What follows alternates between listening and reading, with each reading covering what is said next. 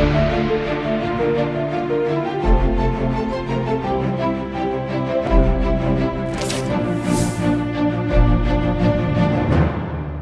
के बाद स्वागत है आपका उत्तर प्रदेश बुलेटिन में। उत्तर प्रदेश बुलेटिन में बात होगी फर्रुखाबाद की, जहां सरदार वल्लभ भाई पटेल की 150वीं जयंती पर विभिन्न कार्यक्रमों का आयोजन किया जाएगा। साथ ही बात होगी आगरा की, जहां दिगंबर जैन समाज की शोभा यात्रा धूमधाम से निकाली गई। ऐसी तमाम खबरों पे करेंगे विस्तार से चर्चा। खबर फर्रुखाबाद से है, जहां सरदार वल्लभ भाई पटेल की 150वीं जयंती को लेकर प्रेस वार्ता का आयोजन किया गया, जिसमें निर्णय लिया गया कि जनपद की प्रत्येक विधानसभा पर यात्रा निकाली जाएगी। इस पदयात्रा में 500 लोग सम्मिलित होंगे और बीच में एक पड़ाव होगा जहां पर सभा होगी और उसके बाद वहां से रवाना होकर यात्रा जहां से शुरू हुई थी वहां पहुंचकर समाप्त होगी। 31 अक्टूबर से प्रत्येक विधानसभा में छात्र छात्राओं की निबंध प्रतियोगिता, भाषण प्रतियोगिता आयोजित की जाएगी। इसके अलावा अन्य कार्यक्रम भी विधानसभा स्तर पर आयोजन किए जाने का प्रदेश और केंद्र सरकार द्वारा निर्णय लिया गया है।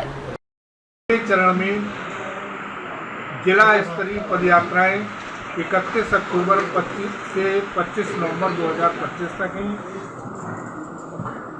हर संसदीय क्षेत्र के सभी जिलों में 3 दिन तक 8 से 10 किलोमीटर लंबी पदयात्रा होगी। हर संसदीय क्षेत्र के सभी जिलों में 3 दिन तक 8-10 किलोमीटर की पदयात्रा होगी और पदयात्रा से पहले स्थानीय लोगों में माहौल बनाने के लिए स्कूल कॉलेजों में अलग अलग प्री इवेंट गतिविधियां जैसे कि निबंध प्रतियोगिता, वाद विवाद प्रतियोगिता, सरदार पटेल जी के जीवन पर संगोष्ठी, नुक्कड़। सरदार वल्लभ भाई पटेल की मनाई जा रही है क्योंकि इनका जो एक भारत श्रेष्ठ भारत या एकता के रूप में जो भारत को प्रस्तुत किया है उसमें बहुत योगदान इनका है। 563 हमारी जो रियासत थी उनको इकट्ठा करना, उनको एक सूत्र में बांधना सरदार वल्लभ भाई पटेल का ये काम हुआ। इसलिए हम उनकी 150वीं जयंती जो है वो सन 14 से जब तक हमारे प्रधानमंत्री नरेंद्र भाई मोदी बने हैं तब से पूरे विस्तृत रूप से पूरे देश में मनाई जा रही है। इसी के तहत हमारी पूरी सभी विधानसभाओं में, पूरी लोकसभा में, हर विधानसभा से 8-8 किलोमीटर के मैंने भाई साहब ने बताया एक पद यात्रा निकाली जाएगी। वो यात्रा होगी, वो यात्रा 8 किलोमीटर की यात्रा पूरे दिन में यात्रा चलेगी। वहाँ पर हर 2 किलोमीटर पड़ाव भी होगा और उस पड़ाव के साथ साथ वहाँ पर हम विद्यालय पढ़ेंगे, उन्हें NCC के बच्चे होंगे और छात्र हमारे सभी को शामिल करते हुए पुष्प वर्षा करते हुए हम लोग इस यात्रा का समापन दिए करेंगे जहाँ सभा भी होगी। इसी तरीके से हमारे यहाँ से 2 युवा मोर्चा के 2 युवा लोग हैं, वो गुजरात में जहाँ गांधी जी का जन्म हुआ है और स्टूटी तक हम लोग वहाँ पर यात्रा करेंगे। 152 किलोमीटर की यात्रा है। इसमें 3 हमारे प्रतिभाशाली जो हमारे युवा हैं या बेटियाँ होंगी उनको गुजरात में भेजा जाएगा। 3 और 2 5 लोग यहाँ से हमारे गुजरात में जाएंगे। तो पूरी देश यात्रा होगी 152 किलोमीटर, उसमें मतलब शामिल है। तो देश जो हमारे देश के प्रथम उप प्रधानमंत्री और प्रथम गृह मंत्री आदरणीय सरदार वल्लभ भाई पटेल का 150वीं जयंती 31 अक्टूबर से मनाने का निर्णय लिया गया है और इस परिप्रेक्ष्य में प्रत्येक विधानसभा वार पद यात्रा का कार्यक्रम रखा गया है और यह पदयात्रा प्रत्येक विधानसभा में लगभग 8 किलोमीटर की होगी और इस 8 किलोमीटर में प्रत्येक 2 किलोमीटर पर एक पड़ाव होगा। वहाँ पर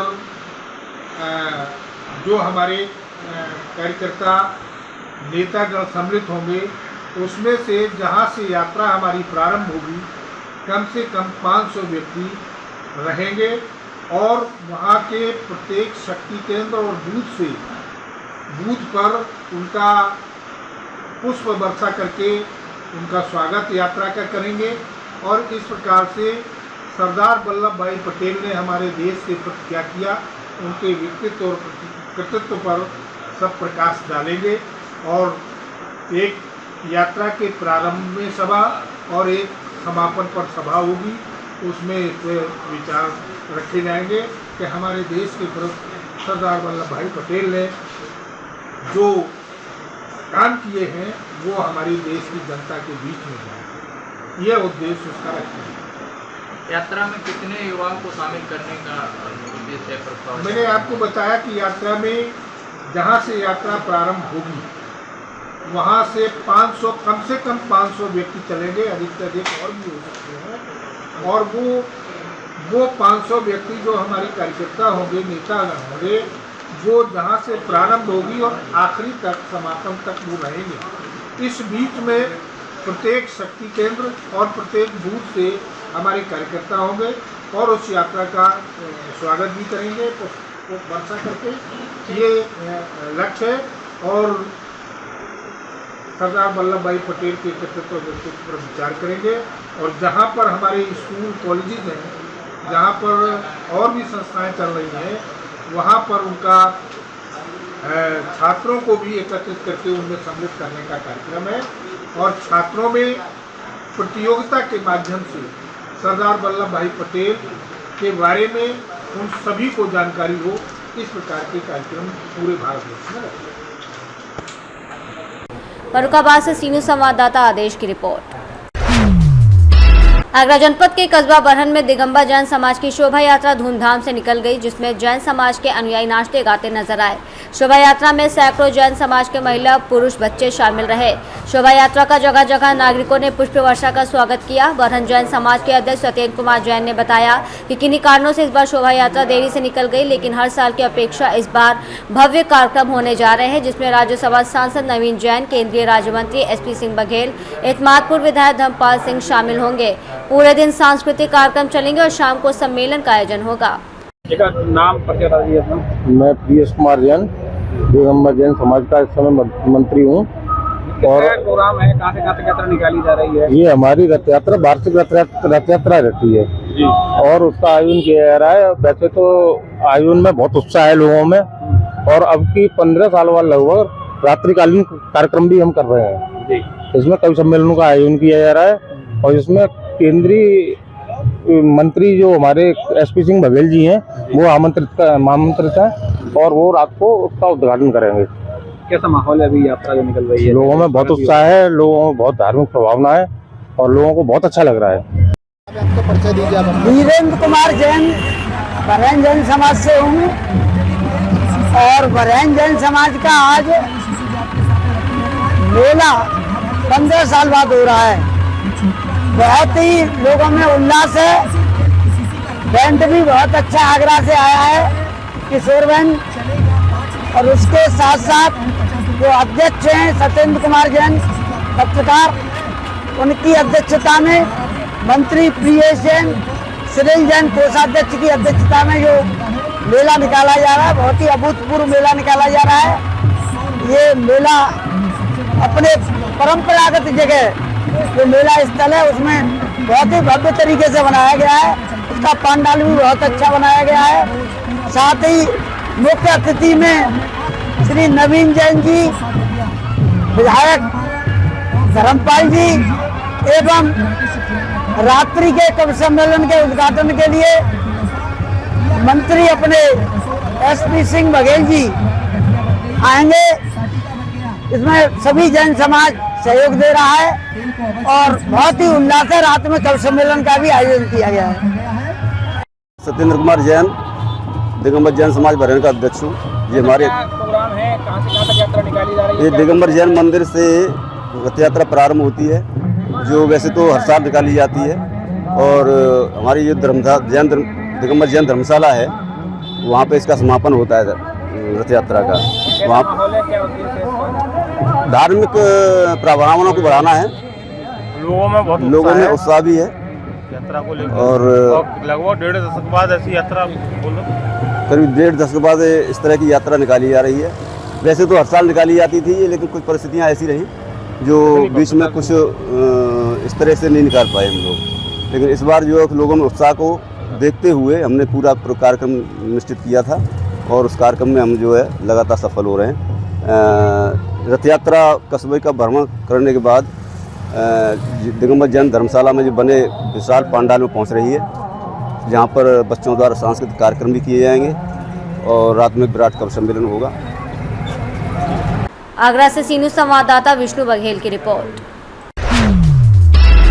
अमरोहा जनपद की देहात थाना पुलिस को बड़ी सफलता मिली है। सीओ अवधामन भदौरिया ने बताया कि पुलिस ने 25,000 के इनामी हत्या आरोपी मनोज को गिरफ्तार कर लिया, जबकि दूसरा 25,000 का इनामी आरोपी गुड्डू अभी फरार है। पुलिस का कहना है कि जल्दी उसे भी पकड़ लिया जाएगा। दरअसल 12 अक्टूबर की रात रायपुर उक्सी गांव के पास शराब पार्टी के दौरान अशोक उर्फ भूरा सिंह की गोली मारकर हत्या कर दी गई थी। इस मामले में पुलिस ने पहले ही 3 आरोपियों को गिरफ्तार कर जेल भेज दिया था। फरार चल रहे 2 अन्य आरोपियों पर पुलिस अधीक्षक अमित कुमार आनंद ने 25,000 का इनाम घोषित किया था। वहीं शुक्रवार को पुलिस ने इनामी आरोपी मनोज को गिरफ्तार कर लिया, जबकि गुड्डू की तलाश जारी है। दिनांक 12/10/2025 को थाना अमरोहा देहात क्षेत्र के अंतर्गत ग्राम हासमपुर में अभिषेक उर्फ भूरे हत्याकांड में पूर्व में 2 अभियुक्तों अनुज एवं हरविंदर उर्फ पिंटू निवासी ग्राम हासमपुर को गिरफ्तार कर जेल भेजा गया था। आज दिनांक 24/10/2025 को फरार चल रहे वांछित अभियुक्त एवं 25,000 रुपये के इनाम घोषित मनोज पुत्र नेमपाल को गिरफ्तार कर माननीय न्यायालय के समक्ष पेश किया गया एवं जेल भेज दिया गया है। अमरोहा से सीनियर संवाददाता गौरव श्रीमाली की रिपोर्ट। कादरीगेट थाना क्षेत्र में स्थित पांचाल घाट गंगा तट पर मनाए जाने वाले लोक आस्था के पर्व छठ पूजा की तैयारी का जायजा लेने के लिए शनिवार को जिलाधिकारी आशुतोष कुमार द्विवेदी, पुलिस अधीक्षक आरती सिंह अधिकारियों की टीम के साथ घाटों का निरीक्षण करने पहुंचे। उन्होंने घाटों का बारीकी से पैदल निरीक्षण किया, जिसके बाद चेंजिंग रूम का निरीक्षण किया। गंदगी मिलने पर सोता बहादुरपुर की ग्राम प्रधान तमन्ना के पति नजरुद्दीन को सफाई करने के निर्देश दिए। सर, छठ पूजा को लेकर क्या तैयारियां, क्या व्यवस्था की गई? देखिए, छठ पूजा को फर्रुखाबाद में भी लगभग 60-70 परिवार बड़े हर्षोल्लास के साथ मनाता है, तो उसी की स्थानीय तैयारी और व्यवस्था को देखने के लिए एसपी साहब और हम आकर देखे थे। फिर रामनगरिया मेले का भी कार्य का शुभारंभ होना है, तो उसकी भी तैयारी को हम लोग एक रोड लेकर क्या रोड तो अभी जो पेंटेड 7 मीटर बनना है पीडब्ल्यूडी की ओर से, तो 7 मीटर तो बन ही रहा है, लेकिन गंगा की पाट की तरफ यदि जो अवैध निर्माण है उसको भी खाली करने पर विचार किया जाएगा। सर, रामनगरिया की जो जमीन है उसको भी खाली कराया जाएगा? रामनगरिया की जमीन तो खाली है ही नहीं, कुछ जगह है खेत, अवैध कब्जा कहीं भी होगा तो उसको खाली कराया जाएगा। Thank you. फर्रुखाबाद से सीनियर संवाददाता आदेश की रिपोर्ट। जौनपुर जिले के शाहगंज में चाइल्ड केयर हॉस्पिटल में नवजात की मौत को लेकर हुई तोड़फोड़ और मारपीट की घटना पर इंडियन मेडिकल एसोसिएशन शाहगंज इकाई ने कड़ी निंदा की है। आईएमए अध्यक्ष डॉक्टर अभिषेक रावत ने कहा कि ऐसे माहौल में चिकित्सकों के लिए मरीजों का उपचार करना कठिन हो जाता है। उन्होंने बताया कि आजमगढ़ जिले के फूलपुर कोतवाली क्षेत्र के पिपरी गांव से कुछ लोग नवजात शिशु को अस्पताल लाए थे, जिसका वजन 3.5 किलो था। आईसीयू में रखने के बाद भी हालत में सुधार न होने पर बड़े सेंटर रेफर करने की सलाह दी गई, जिसके बाद नाराज लोगों ने अस्पताल में तोड़फोड़, कर्मचारियों से मारपीट और डॉक्टर महफूज अहमद के मकान का दरवाजा तोड़ने का प्रयास किया। डॉक्टर रावत ने कहा कि डॉक्टर महफूज प्रशासन और विभाग की हर जांच का सामना करने को तैयार हैं, लेकिन चिकित्सकों पर गलत आरोप लगाकर उन्हें भयभीत करना और सोशल मीडिया पर दुष्प्रचार करना निंदनीय है। उन्होंने इसे चिकित्सक समाज के लिए गंभीर समस्या बताया। बहुत बहुत धन्यवाद। आपने इस पे मेरा विषय जानने के लिए उत्सुकता जाहिर की। मैं आपके सी न्यूज़ भारत के माध्यम से शाहगंज की जनता एवं आसपास जौनपुर जनपद और जो भी शाहगंज में लोग हैं उनको ये संदेश देना चाहता हूँ कि डॉक्टर अपना काम बहुत ईमानदारी के साथ कर रहे हैं और जो भी मरीज आ रहा है उनको ईमानदारी से उनके साथ सेवा की जा रही है। मगर कुछ लोग जो गलत बातों का अफवाह बनाकर फैला रहे हैं, उससे डॉक्टर्स के अंदर उनके काम को लेकर एक नकारात्मकता का जो माहौल पैदा हो रहा है वो समाज के लिए घातक है। शाहगंज आज टर्सरी हेल्थ सेंटर का एक बहुत बड़ा केंद्र बन गया है। जनपद जौनपुर के बाद पूरे जनपद में शाहगंज को एक बड़ा चिकित्सा के क्षेत्र में केंद्र माना जाता है। यहाँ पे बड़े बड़े डॉक्टर्स हैं। यहाँ आपको MBBS, MS, MD, पीडियाट्रिशियन और तमाम specialist and super specialist doctor Shahganj में काम करने के लिए आ रहे हैं। और शाहगंज लगभग एक बड़ी जनसंख्या का ड्रेनेज भी, यहाँ पे बहुत बड़ी संख्या में मरीज आसपास से शाहगंज में आते हैं और यहाँ पे आज 2 ब्लड बैंक काम कर रहा है। आज यहाँ पे जो सुविधाएँ मिल रही हैं वो जिला स्तरीय सुविधाएँ मिल रही हैं। हमारे यहाँ 3 अच्छे पीडियाट्रिशियंस हैं, डॉक्टर महफूज, डॉक्टर देवी प्रसाद जी और senior paediatrician doctor SL Gupta sir, जिनकी देख रेख में हज़ारों बच्चे ठीक हुए होंगे। और उसके बाद एक विषय आ जाता है कि अचानक से गलत सुई लगाने के बाद बच्चे की, नवजात शिशु की जान गई। ये आखिर गलत सुई लगी, ये डिसाइड किसने किया? जौनपुर से सी न्यूज़ संवाददाता दिवाकर मिश्रा के साथ दीपक सिंह की रिपोर्ट। मिर्जापुर के चुनाव क्षेत्र के जंगल महाल बरही बेचूवीर में लगने वाले ऐतिहासिक मेले का निरीक्षण करने के लिए additional SP Manish Kumar Mishra, ADM Ajay Kumar Singh और उप जिलाधिकारी राजेश कुमार वर्मा, बाबा बेचूवीर वीर मंदिर के व्यवस्थापक श्री रोशन लाल यादव, जिला पंचायत सदस्य पंकज उपाध्याय और अन्य गणमान्य लोगों के साथ युक्त पदाधिकारी ने सबसे पहले पार्किंग का निरीक्षण किया और पार्किंग स्थल पर गाड़ी खड़ा करने के साथ साथ पार्किंग स्थल से दर्शनार्थियों को मंदिर तक जाने के लिए रास्ते का भी निरीक्षण किया। फिर मंदिर परिसर पर दर्शनार्थियों को बैठने, मंदिर और दर्शनार्थियों को पूजन दर्शन के साथ साथ पूरे मंदिर परिसर का निरीक्षण किए। बाबा बेचूवीर के व्यवस्थापन रोशन लाल यादव मेले में होने वाले सभी सुविधाओं को विधिवत बताएं, जिसके बाद वीआईपी दर्शनार्थियों के सुविधाओं के विषय में जानकारी देते हुए बोले कि हमारा भंडारा मेले के दौरान चलता रहता है। सभी अधिकारी पुनः बाराहीन माता मंदिर का निरीक्षण करते हुए स्नान करने वाले घाट और दूसरी छोर पर स्टेडियम क्षेत्र में पार्किंग व्यवस्था का भी निरीक्षण किए और कुंडीलवा घाट पर विशेष घाट बनाने और नाव लगवाने की बात हुई। मिर्जापुर से सी न्यूज़ संवाददाता आनंद की रिपोर्ट। प्रतापगढ़ में पर्यटन और संस्कृति विभाग उत्तर प्रदेश द्वारा पट्टी में रामलीला का आयोजन किया जाएगा। पट्टी की ऐतिहासिक रामलीला का मंचन इस साल श्री मारुति नंदन आदर्श सेवा समिति लक्ष्मण घाट अयोध्या द्वारा खेली जाएगी। आपको बताते चले कि श्री हनुमान रामलीला समिति पट्टी 1999 से अनवरत क्षेत्रीय कलाकारों द्वारा मंचन करती चली आ रही थी। 5 साल बंद होने के कारण फिर से नई टीम गठन होने के बाद खेली जाएगी रामलीला और इस बार की रामलीला के मंचन के संदर्भ में पट्टी नगर पंचायत अध्यक्ष और संरक्षक श्री हनुमान रामलीला समिति पट्टी अशोक कुमार जायसवाल, श्री हनुमान रामलीला समिति के अध्यक्ष दिनेश बहादुर सिंह, बुदुल सिंह, प्रबंधक ब्रजेश बहादुर सिंह, महामंत्री सुधीर श्रीवास्तव, उपाध्यक्ष सुरेश शुक्ल, प्रिंस वरणवाल द्वारा सूबे के पूर्व कैबिनेट मंत्री राजेंद्र प्रताप उर्फ मोती सिंह से पट्टी के ऐतिहासिक दशहरे मेले के अवसर पर श्री हनुमान रामलीला समिति द्वारा रामलीला का मंचन करने के लिए पर्यटक और संस्कृति विभाग से कराए जाने के संबंध में 3 दिन पूर्व मुलाकात की थी, जिस पर पूर्व मंत्री मोती सिंह के प्रयास से पर्यटन संस्कृति विभाग द्वारा अयोध्या की मशहूर रामलीला कमेटी श्री मारुति नंदन आदर्श सेवा समिति लक्ष्मण घाट अयोध्या द्वारा रामलीला का मंचन 6 नवंबर से 15 नवंबर तक रामनारायण इंटरमीडिएट कॉलेज के सामने खेली जाएगी।